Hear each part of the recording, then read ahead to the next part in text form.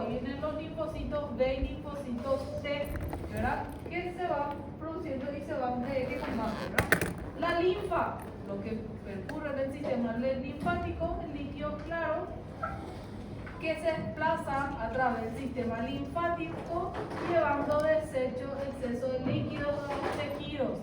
También llevan linfocitos y otras células del sistema inmunológico, así que es importantísimo. Vasos linfáticos son pequeños conductos similares a los vasos sanguíneos por las cuales las linfas se desplazan, ¿sí? Muy bien. Linfocitos B, los principales que pasan por lo que sería el sistema linfático. Sí, linfocitos B producían anticuerpos, porque si se recuerdan, el mieloma múltiple era una neoplasia de los plasmocitos, que eran linfocitos B inmaduros que producían inmunoglobulinas. Linfomas van a ser neoplasia que tiene su origen en los linfocitos B, la mayoría, ¿sí? Pero son, a diferencia del mieloma, son maduros, no son inmaduros, ya están totalmente maduros, ¿sí?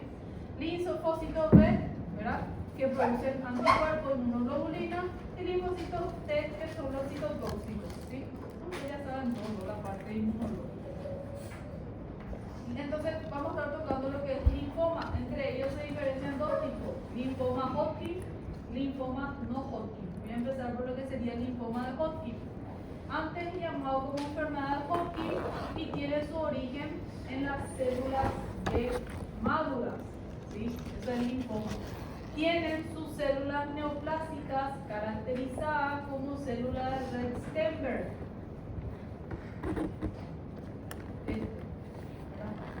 ¿Me parece dos ojitos ahí lindos la célula? ¿Sí? Yo podría explicarle a quién le parece esto, según algunos. Historia natural no definida y tiene una buena respuesta al tratamiento. ¿Por qué es la diferencia? Porque el linfoma no Hodgkin es mucho más agresivo y no tiene una buena respuesta al tratamiento. El linfoma Hodgkin sí tiene un buen pronóstico, ¿sí? Entonces, es una neoplasia maligna que se origina en los linfocitos B maduros, ¿sí? Presenta aproximadamente solamente el 10% de los linfomas, el 90% del linfoma de no Hodgkin. Se calcula que 1.120 muertes o 480 mujeres, 640 hombres a causa de este cáncer al ovario, ¿sí? En 2020, en Estados Unidos se diagnosticaron 8.480 casos nuevos y la mayoría predomina en varones, ¿sí?, en caucásicos. Entonces, para que sepan, también hay una biopatología. Quiero que se recuerden de este virus, que es el virus de Epstein-Barr, que tiene un trofismo enorme por los linfocitos B, y probablemente la mayoría de los pacientes que tienen el Epstein-Barr, ¿verdad?, futuramente pueden desarrollar el linfoma, ¿sí? Vamos a ver que en la infancia solemos tener contacto con el Epstein-Barr.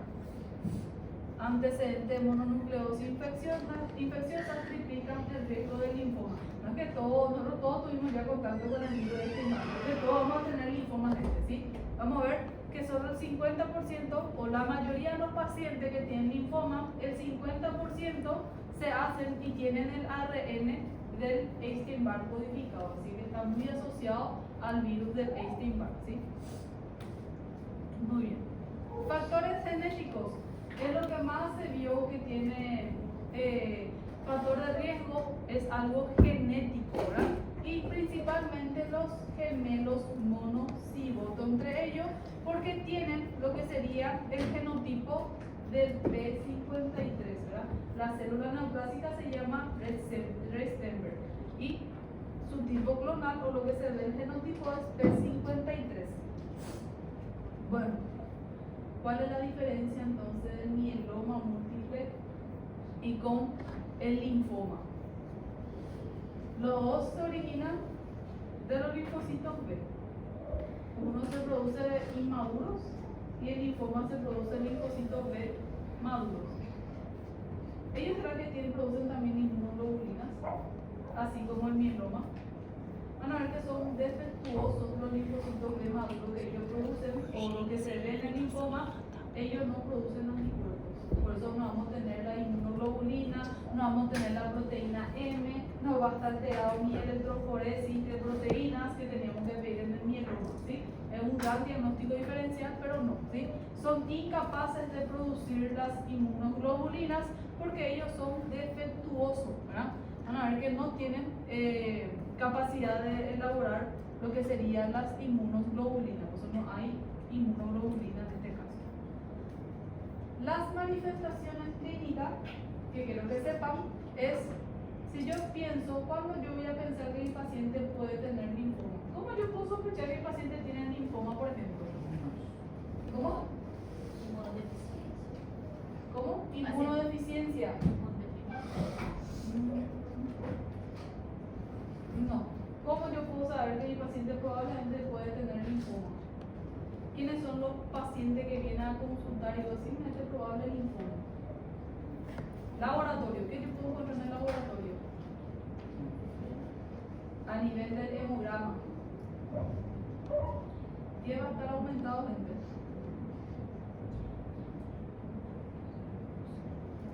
¿Y cómo yo veo eso en el laboratorio de hemograma? ¿Cómo? Leucocitosis, ¿verdad? Primero, mi paciente va a tener 40.000, 50.000 de rango. Infección, sepsis, ¿está mi paciente? No, va a tener una leucocitosis. Segundo, ¿qué yo puedo ver el examen físico? Si es afectación, cáncer del sistema linfático, ¿qué puedo yo encontrar? Un tumor del sistema linfático, ¿qué yo puedo encontrar? Al examen físico. Adenomegalias, ¿sí? Así que yo puedo ver a simple vista o palpar adenomegalias. Aparte de los ganglios que van a estar adenopatías, ¿qué más puede estar agrandado? ¿Cuáles son los órganos del sistema linfohematopoyético? Vaso, hígado. Así que puedo palpar vaso y hígado. Entonces, ¿cómo van a ser pacientes que yo voy a sospechar linfoma? Uno, adenopatías, ¿sí? Yo voy a tener alguna cadena ganglionar aumentado de tamaño, pero no va a ser inflamatorio, no le va a doler, no tiene signo inflamatorio, ¿sí? La mayoría suele ser cervical, axilar, mediastínica no vamos a ver, ¿verdad? Solo por una imagen, una tomografía, una radiografía, ¿sí? Aparte, mi paciente va a tener leucocitosis por laboratorio, eso es lo que me va a hacer sospecharlo para comenzar, ¿sí? ¿Qué más yo le puedo pedir a mi paciente cuando yo veo una leucocitosis? ¿Qué otro laboratorio sérico le puedo pedir a mi paciente? Me viene 40.000, 50.000 de blancos. ¿Qué estudio le voy a pedirle yo? ¿Cómo yo sé si es un blasto o si es una célula madura?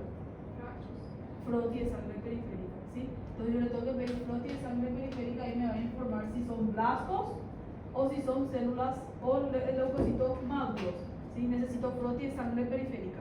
Aparte, los síntomas.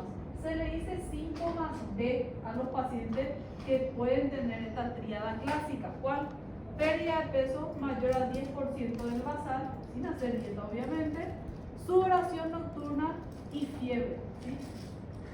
Si se recuerdan de la semiología de la fiebre, había lo que era fiebre de Epstein, que era una fiebre recurrente, ¿verdad? Que aparecía otra vez después de 4 o 5 días. Síntomas B, pérdida de peso, sudoración y fiebre, ¿sí? Esas son las tríadas clásicas del síntoma B. Entonces, el paciente tiene que tener adenopatía, puede estar asociado a síntomas B, aparte puede tener prurito, tos, estridor, si es que afectación mediastínica, gente por la compresión, eritema nodoso, degeneración paraneoplásica, ya son los síntomas paraneoplásicos, ¿sí? Entonces, cuando yo sospecho a un paciente que tiene linfoma, leucocitosis, adenopatía, síntomas B, ¿sí? Muy bien. Ganglios linfáticos que más están afectados, cuello, supraclavicular, axilar. Acá por esta parte van a ver, ¿sí? También a nivel mediastinal. Exploración física. Le dije que van a tener adenopatía, palpación de sitios accesibles periféricos de los ganglios. No voy a poder palpar ganglios mediastínicos, por ejemplo, ¿verdad? Pero aparte de eso yo puedo ver el tamaño del vaso, del hígado. ¿Sí?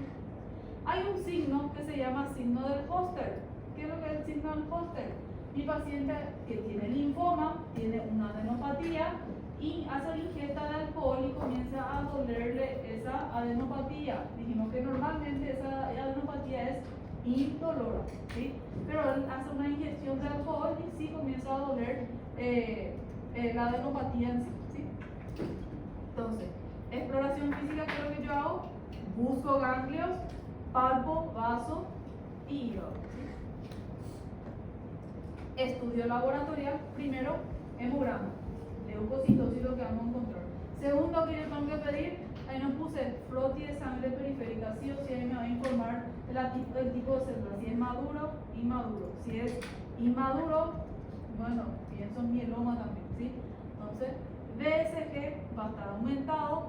LDH, dijimos que es una enzima que está dentro del citoplasma celular, cuando hay destrucción aumenta, entonces va a estar aumentado. Urea creatinina, que son cuando ya hay alteración sistémica. Albúmina sérica, siempre pedir serología de HIV, hepatitis B y C, porque también puede estar asociado, ¿sí? ¿Cómo ustedes creen que va a ser el diagnóstico de un paciente que tiene un tumor? ¿Cómo yo hago el diagnóstico definitivo? Biopsia. Si estoy hablando de cáncer, siempre se tiene que hacer una biopsia para confirmar el diagnóstico. Siempre se hace una biopsia excisional, se quita toda la tumoración y eso se manda para anatomía patológica y también inmunohistoquímica, ¿sí? Porque la inmunohistoquímica me va a decir qué tipo celular está afectado, y lo que está más afectado en el linfoma de Hodgkin, ¿verdad? Expresan el CD15, CD30, ¿verdad? El 85 a 100% de los pacientes, y tienen el PAC5 positivo, esa es la inmunohistoquímica del paciente con linfoma de Hodgkin, ¿sí? Y en la biopsia, ¿qué vamos a encontrar nosotros? La célula característica del linfoma de Hodgkin, la célula de Rett-Steinberg, ¿sí? O le dicen también el ojo de búho, ¿sí? ¿Cómo era en portugués? Curulla, ¿puede ser? Parece una curulla. Allá también, qué lindito, súper lindo, no se van a olvidar. Para mí parece un mapache, ¿verdad? Pero bueno, en fin, es signo del búho, ¿sí? Esto, la carita, súper lindito. Acá hay otro, ¿sí? Después acá hay otro, ¿sí? ¿Cómo se diferencia? Van a ver que una célula grande, binucleada, tiene dos núcleos, ¿ven? Uno, dos, por eso parece ojo, ¿sí? Eso es lo que se le dice. Para mí parece un mapache, pero es un búho. También puede ser, ¿sí? Entonces, para que yo necesito la biopsia, yo necesito ver la célula de Rett-Steinberg y también necesito la inmunohistoquímica. Para eso, biopsia excisional. Gold estándar, reconocimiento de la célula de Rett-Steinberg, ¿sí? Muy bien. No hay ninguna limitación. Linfoma, van conmigo. Hasta que vienen las subclasificaciones. Obviamente, en medicina nunca es fácil, ¿verdad? Siempre tiene que complicar con los subtipos. Después de tener la biopsia, la inmunohistoquímica, nosotros tenemos lo que serían los subtipos. Son 5: esclerosis nodular, celularidad mixta, rico linfocitario, depresión linfocitaria y predominio de células nodulares, ¿sí? ¿Cuál es el más frecuente en nuestro medio? Esclerosis nodular, ¿sí? Ahora, se diagnostica una masa mediastínica en el 80% de los casos y el mejor pronóstico que los otros subtipos. Le dije que el linfoma de Hodgkin, no es como el no Hodgkin, suele tener buena respuesta a su quimioterapia, ¿sí? La celularidad mixta es más o menos 15 a 30% y ese sí se ve como una adenopatía periférica, ¿verdad? También abdominales, infiltración esplénica en 30% y más comúnmente asociado a HIV. Por eso se pide siempre serología, ¿sí? Uno de los más raros, ¿verdad? Después ya son los 3 últimos que son más raros. Rico en linfocitosis, que es 5%, se ve en adultos mayores, frecuente con adenopatías periféricas y abdominales, raro en la afectación mediastínica, ¿sí? Depresión linfocitaria sí que es menos del 1%, el más infrecuente de todos y tiene alta intensidad en los pacientes que tienen HIV. ¿Sí? Voy a ir diferenciando. ¿Sí? Esclerosis nodular, quiero que se recuerden que el más frecuente y el que tiene mejor pronóstico a quimioterápicos, el más clásico de los linfomas de Hodgkin. ¿Sí? Afectación mediastínica en la mayoría de los casos, tiene nódulos tumorales en vaso, hígado y médula ósea también en algunos casos. ¿Sí? Siempre en adultos jóvenes, porque esa también es la gran diferencia con el linfoma de no-Hodgkin. Vamos a ver que el linfoma de no-Hodgkin afecta más a tercera edad o mayores de 50 años. El linfoma de Hodgkin, el tipo de esclerosis nodular, el más frecuente y afecta a los más jóvenes. ¿Sí? Y se ve la célula de Restenberg, ¿sí? El más clásico de todos. Celularidad mixta, el segundo, de 20 a 25%. También hay célula de Restenberg y está asociado a HIV, así como también a Epstein-Barr. Epstein-Barr está en todo lo que sería el linfoma, sino es solamente en celularidad mixta, en todos. ¿Sí? En varones, y este sí se ve más en estadio más avanzado, estadio 3 a 4, ¿sí? Pero igual tiene un buen pronóstico con quimioterapia. ¿Sí? El que tiene el peor pronóstico es con la depresión linfocitaria, es uno de los más raros. ¿Sí? También está asociado con los pacientes con HIV y más en tercera edad, mayor a 50-60 años. El mejor pronóstico es el rico linfocitario, ¿sí? Es en adultos de tercera edad, también asociado a Epstein-Barr, se ve célula de Restenberg y no se asocia a masas mediastínicas. ¿Sí?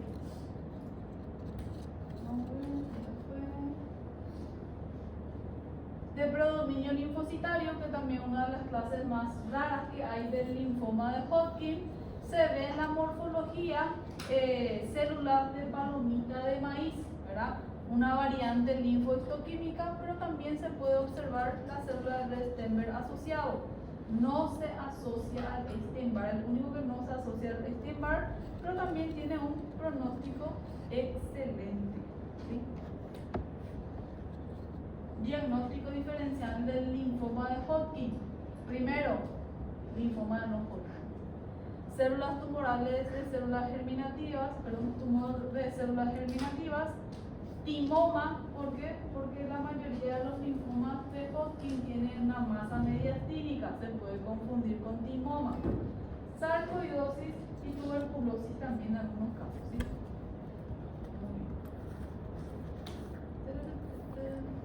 Exploración. Dije que los pacientes tenemos que hacer la palpación de la adenomegalia, ¿verdad? Pero primero, anamnesis completa. ¿Qué es lo que yo voy a buscar en esa anamnesis? Síntomas, ¿sí? Fiebre, pérdida de peso, sudoración nocturna. Eso es lo que yo voy a buscar en la anamnesis, ¿sí? Segundo, exploración física, adenopatías o visceromegalias. Segundo, recuento celular. ¿Qué iba a haber? Leucocitosis. Y frotis de sangre periférica. ¿Sí? Obviamente también velocidad de eritrosedimentación. Le pido otro estudio, por ejemplo, electroforesis de las proteínas. ¿Por qué yo le pido eso? ¿Con qué diagnóstico diferencial? Aunque mi presentación clínica y lo que yo voy a ver en el frotis de sangre periférica ya va a ser totalmente diferente. ¿Con qué yo quiero hacer la diferencial? Mieloma. Radiografía de tórax póstero, anterior y lateral. ¿Para qué? ¿Qué yo quiero ver en la radiografía de tórax? Masa mediastínica. Súper bien. Tomografía computarizada cervical, torácica, abdominal y pélvica. ¿Para qué yo quiero ver? Para hacer la estadificación, para ver si hay afectación en otros lados. Entonces, sí o sí, tomografía, un barrido tomográfico, ¿verdad? Entonces, son algunas de las características que yo le tengo que pedir a mi paciente. Y, obviamente, no podía faltar la clasificación de Ann Arbor, ¿sí? Hemos visto la afectación o las cadenas ganglionales que están afectados. no se asusten, no es difícil, ¿sí? ANG-Arbor 1, una cadena ganglionar encima del diafragma. ANG-Arbor 2, dos cadenas ganglionares encima del diafragma. ANG-Arbor 3, una cadena ganglionar encima y por debajo del diafragma. Y el 4 cuando ya afecta hígado, hueso, vaso, otros órganos del cuerpo. ¿Sí? Facilísimo. Entonces, para recordarse lo que es en ANG-Arbor, ¿sí? Una sola cadena linfática encima del diafragma, 1, 2, ANG-Arbor 2 o más cadenas linfáticas por encima del diafragma, 3, por encima y por debajo del diafragma, 4, ya hay afectación hepática, médula ósea, esplênica y otros órganos. Fácil, solo es necesario, ¿sí? Estudio de imágenes, ¿sí? ¿Para qué? Una radiografía para ver si hay una masa mediastinal, tomografía, resonancia magnética o el PET scan que ven ahí para saber la afectación de las cadenas ganglionares. ¿Sí? Muy bien. Tratamiento. Yo no voy a pedir el tratamiento, gente, porque esto ya es de oncología muy específica, pero obviamente se hace con quimioterapia. ¿Sí? Quimioterapia es lo que se hace. Depende si está en estadio 1, 2, 3, 4. Si es 1, 2, es más leve el tratamiento, y si es más avanzado va a ser un poco más agresivo el tratamiento por más tiempo, ¿sí? Entonces, por ejemplo, si es estadio 1, 2, se hace por lo menos 2 ciclos, y si es 3 a 4, 6 a 8 ciclos, ¿sí? Esos son la mnemotecnia, o lo que sería las iniciales de los medicamentos quimioterápicos que se utilizan, ¿sí? No hace falta que sepan, no le voy a preguntar de quimioterápicos, eso no es nuestro, ¿sí? También no le voy a preguntar. Lo único que quiero que sepan es que tiene un buen pronóstico con el quimioterápico. La mayoría tienen una resolución completa, a diferencia de lo que vamos a ver siguiente, ¿sí? Y no se olviden de esta célula de Restenberg, que es característico de linfoma de Hodgkin, ¿sí? Este es un meme que hace millones de años, cuando yo era estudiante ya existía. Hola, somos médicos y descubrimos que hay 2 tipos de linfoma. Ok, dígame su nombre para registrarle. Dice, doctor Hodgkin, muy bien, linfoma de Hodgkin. Y el segundo linfoma no Hodgkin, ¿verdad? El doctor que descubrió, ese era su apellido, entonces dejaron como linfoma no Hodgkin. Gracias a Dios dejaron como no Hodgkin. Y se quedó no Hodgkin, ¿sí? Muy bien. Siguiente linfoma, también cortito.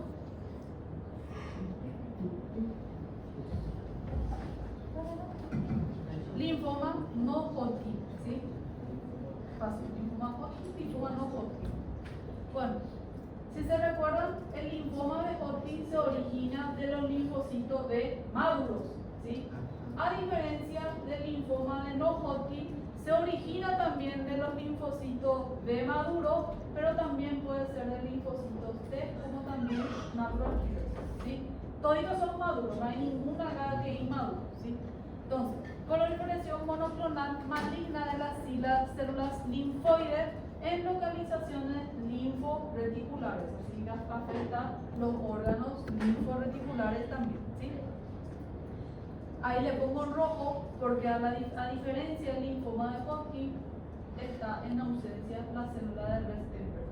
El búho tan lindo que vimos no está presente en este caso, ¿sí? En la epidemiología, si 10% era linfoma de Hodgkin, 90% es linfoma no Hodgkin, y el más frecuente de todo, la incidencia es mucho mayor que el linfoma de Hodgkin. Predomina en varones caucásicos y prevalecen en adultos mayores de 40 años, ¿sí? Si se recuerdan, linfoma de Hodgkin eran más jóvenes. Pacientes con inmunodeficiencia primaria y secundaria son los pacientes que más padecen de esta patología. ¿Quiénes son los pacientes inmunodeficientes? ¿Sí? Después. Puede ser.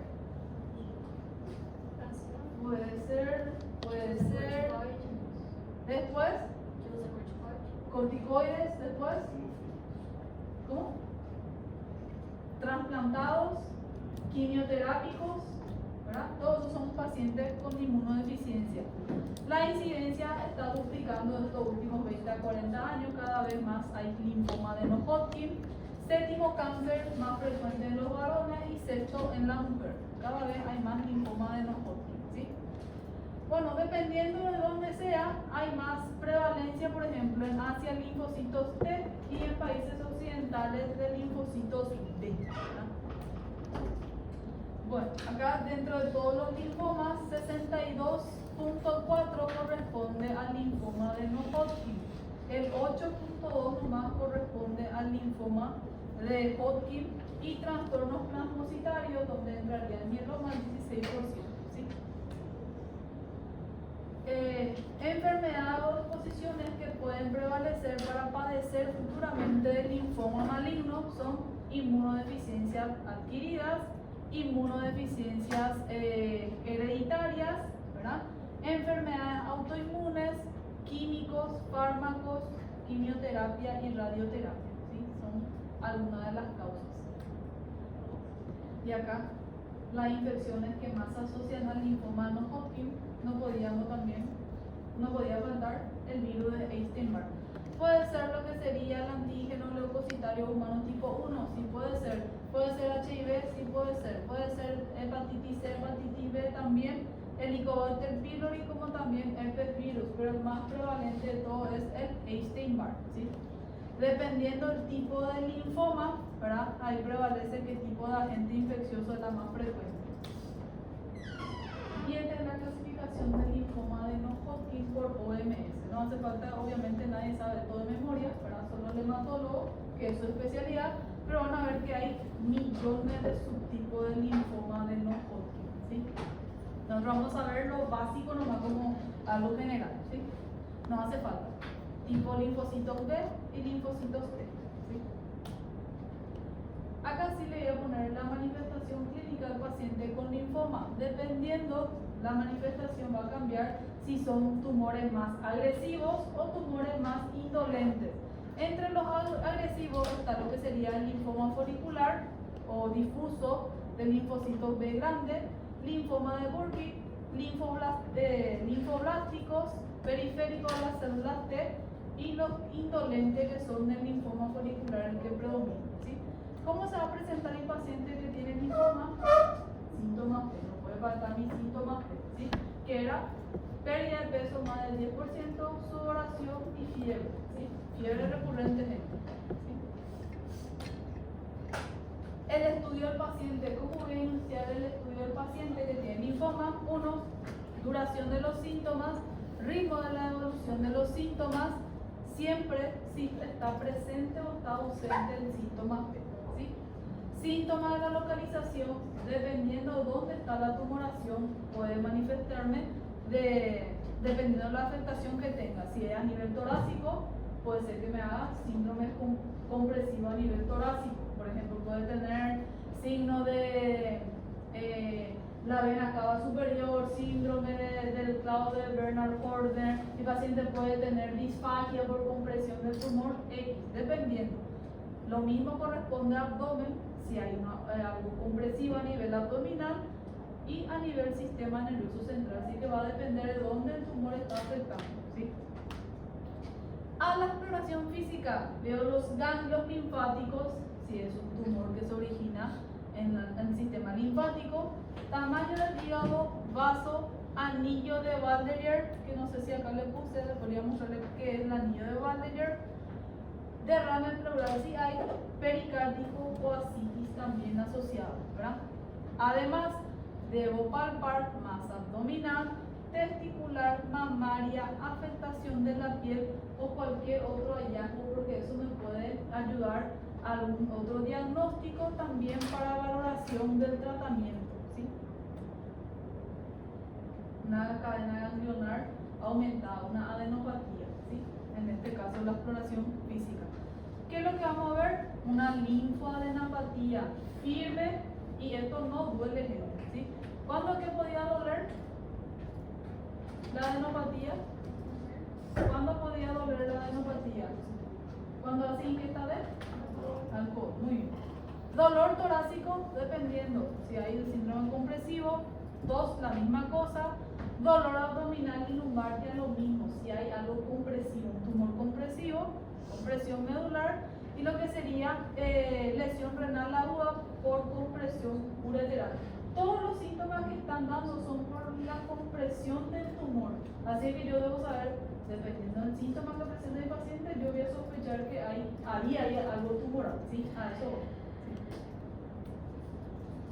¿Sí? Signos y síntomas: síndrome de la vena cava superior, que ya le dije, ¿verdad? ¿Cómo se presentaba el paciente con síndrome de la vena cava superior? No sé si yo digo con usted, yo creo que vi en semiología por ahí. ¿Cómo se ve un paciente con síndrome de la vena cava superior? ¿Qué presenta? Pemberton positivo, súper, es el signo de Pemberton. Cuando eleva los brazos se queda con la pletora facial. ¿Qué más presenta el paciente con síndrome de la vena cava? ¿Qué más refiere?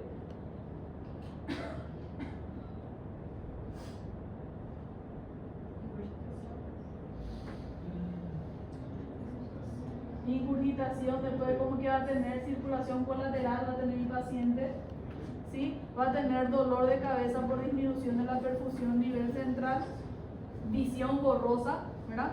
Todos son síndrome de la vena cava superior.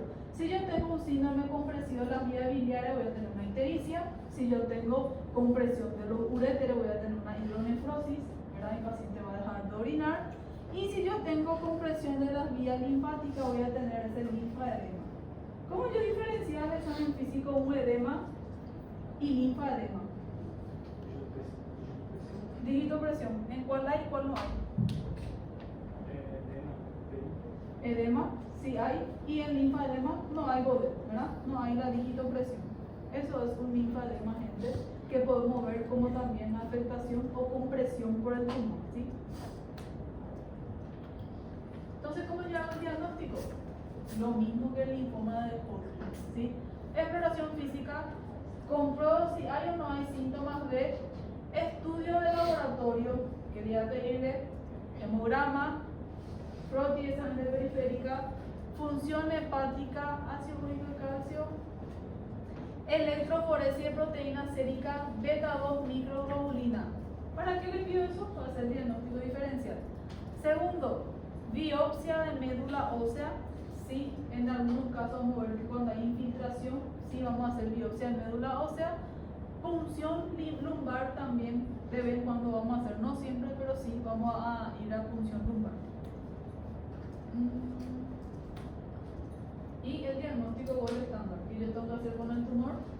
Biopsia, ¿sí? Sí o sí biopsia mando para anatomía patológica y también para inmunohistoquímica.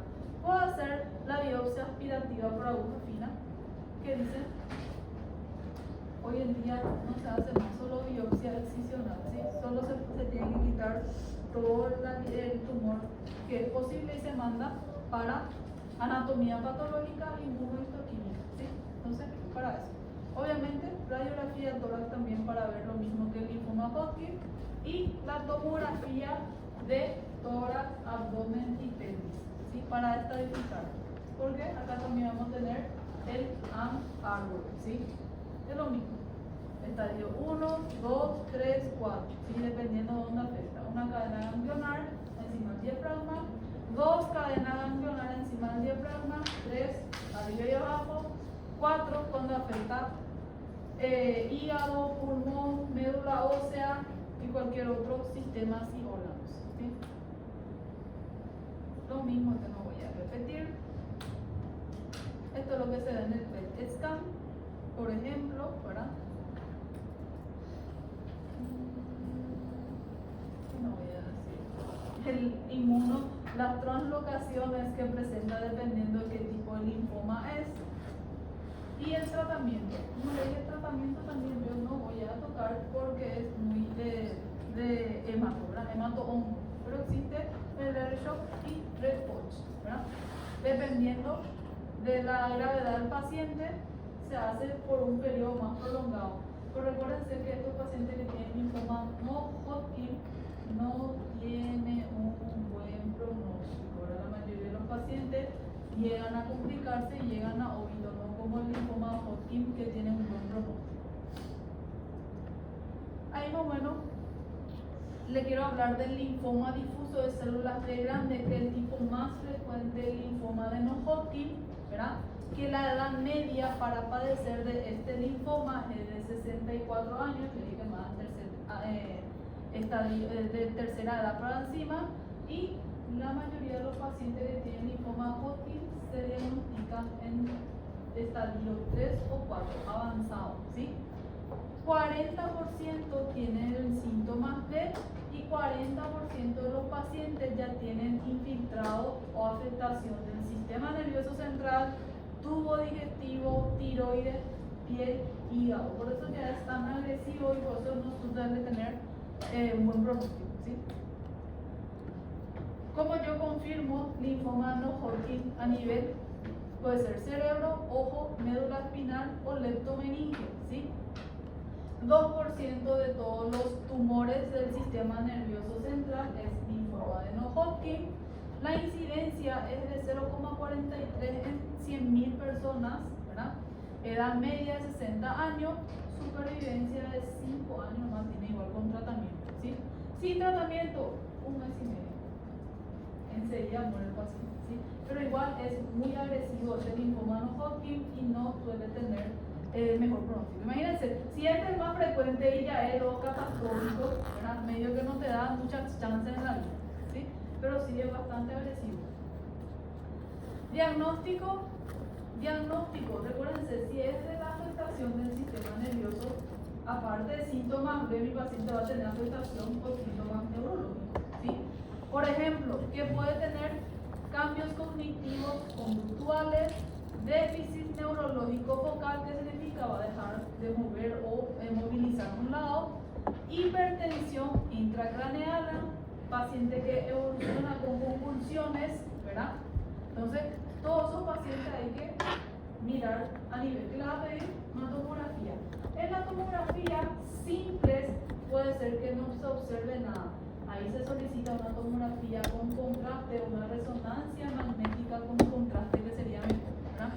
Ahí vamos a ver la lesión o la afectación del sistema nervioso central y el diagnóstico se hace con biopsia, no hay nada que hacer, ¿sí? Y mayor al 90% son del tipo linfocitario difuso de células grandes, ¿sí? Esto, ¿sí? Es una resonancia magnética con contraste, ¿sí? ¿Y qué se hace? Se quita una muestra de biopsia para poder mandar para anatomía patológica, ¿sí? 70% presenta una lesión solitaria, solo una lesión, suele ser supratentorial, encima del tentorio, ¿verdad? Las zonas más afectadas son el hemisferio cerebral, ganglios basales, tálamo y cuello, el cuerpo calloso, ¿sí? El tratamiento, cirugía, dice, no demostró mejoría de la supervivencia, así que es un proceso invasivo y no tiene un buen pronóstico, entonces la mayoría de las veces no se hace cirugía, ¿sí? También deja una secuela neurológica importante.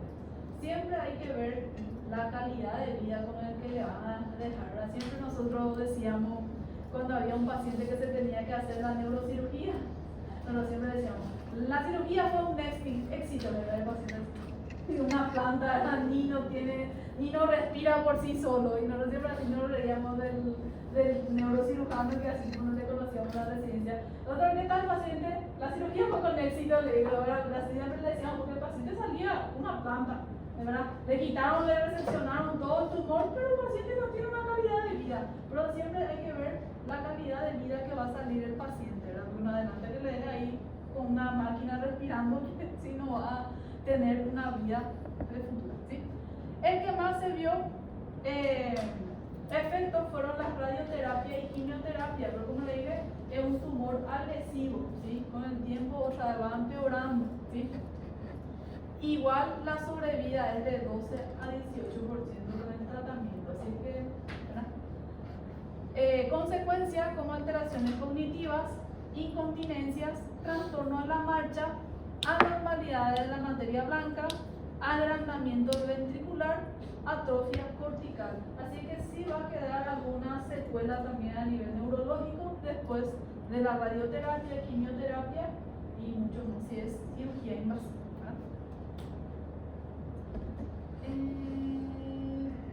Este es el linfoma folicular, que es el prototipo indolente, no curable pronóstico bueno dependiendo de lo que tiene, y tiene una translocación que de T14-18, ¿verdad? La mayoría de los pacientes pueden estar en Ann Arbor 1-2 y 3-4, depende para el tratamiento, ¿sí? Voy a saltear. Esta es la diferencia que quiero que ustedes sepan del linfoma de Hodgkin y no Hodgkin, ¿sí? Linfoma de Hodgkin, adultos jóvenes. Linfoma no Hodgkin, adultos mayores de tercera edad, ¿sí? Clínica, 1. Linfoma de Hodgkin localizada, por eso tienen buen pronóstico con el quimioterápico. Linfoma no Hodgkin suele tener ya metástasis o otros lugares como sistema nervioso central, gastrointestinal, también médula ósea, ¿verdad? Hay infiltración en otros órganos, eso ya es peor pronóstico. Síntomas B pueden estar presentes o no en el linfoma de Hodgkin, como también no Hodgkin. El estadio que nosotros siempre, cuando el paciente consulta, le diagnosticamos ya en estadio avanzado al no Hodgkin y al linfoma de Hodgkin en estadios 1 y 2. ¿Sí? Célula de Restenberg está presente en el linfoma de Hodgkin, ausente la no Hodgkin. ¿Sí? El tratamiento, obviamente no le voy a preguntar. Recuérdense Ann Arbor, ¿sí? Recuérdense la clasificación de Ann Arbor que le voy a preguntar. Alguna de las diferencias también aparte, linfoma de Hodgkin, no Hodgkin. Linfoma de Hodgkin localizado la mayoría de las veces en una cadena ganglionar supraclaviculares. Linfoma de no Hodgkin, múltiples órganos o ganglios afectados, ¿sí? Linfoma de Hodgkin disperso, ordenado contiguamente, y linfoma no Hodgkin se disemina en cualquier parte, no es continuo, ¿verdad?